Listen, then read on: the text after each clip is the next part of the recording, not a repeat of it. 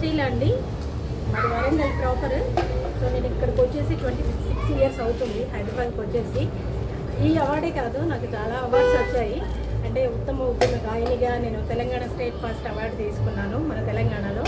తర్వాత బంజారా గాన కోకిల అవార్డు తీసుకున్నాను. ఇంకొకటి మహారాష్ట్రలో బెస్ట్ సింగర్ అవార్డు తీసుకున్నాను. సో స్వప్న కిషోర్ గారి ప్రోగ్రామ్కి ఈరోజే ఫస్ట్ ప్రోగ్రామ్, అంటే వాళ్ళ బ్యానర్లో నేను రావడం ఫస్ట్ టైము. సో వాళ్ళు కూడా నాకు నా పాటలను మెచ్చి నాకు ఈ అవార్డు ఇచ్చారు. చాలా హ్యాపీగా ఉంది. సో మీరందరూ కూడా రావడము, మా ఇంటర్వ్యూలు తీసుకోవడం ఇంకా ఇంకా హ్యాపీగా ఉంది. మేడం ఇప్పటివరకు ఎన్ని పాటలు పాడింటారు? నేను అంటే మాది బంజారా లాంగ్వేజ్ అండి. నేను దాదాపు ఒక 800,000 సాంగ్స్ వరకు పాడాను, language songs plus Telugu folk పాడాను. ఇప్పుడంటే trending YouTube channels, social media ఫాస్ట్గా ఉంది. మేము పాడిన టైంలో ఓన్లీ టేప్ రికార్డర్, సిడీ ప్లేయర్లు అవి ఉన్నాయి. మీరు పాడిన పాటకి అవార్డ్స్ లాంటివి ఏమన్నా మీకు గుర్తింపు? మేము పాడిన పాటలకి గానకోకిల అవార్డు బంజారా సాంగ్స్లో. తర్వాత తెలంగాణ ధూమ్ధామ్ ప్రోగ్రామ్స్లలో ఉత్తమ ఉద్యమ గాయనిగా కేసీఆర్ గారి చేతుల మీద నేను అవార్డు తీసుకున్నాను. అలానే చంద్రబాబు నాయుడు గారి చేతుల మీద కూడా ఒక బెస్ట్ సింగర్గా నేను అవార్డు తీసుకున్నాను. ఈరోజు అవార్డు తీసుకుని ఎట్లా అనిపిస్తుంది?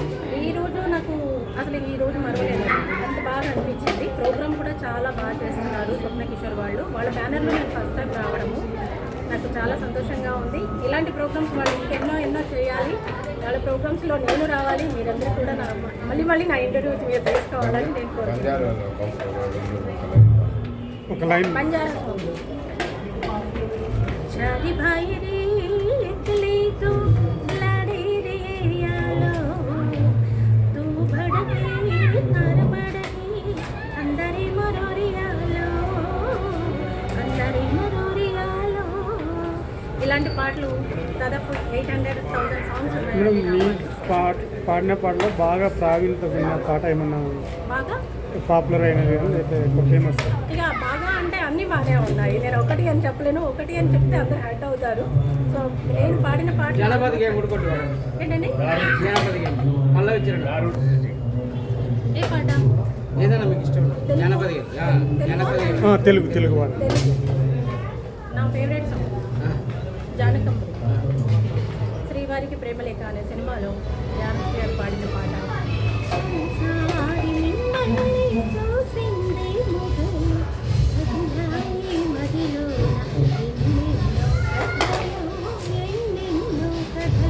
అనే పాట నాకు చాలా ఇష్టమైన పాట. అలా అంటే చిత్ర గారి కూడా నాకు చాలా ఇష్టమైన పాటలు ఉన్నాయి.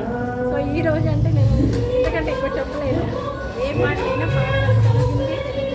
Okay, thank you.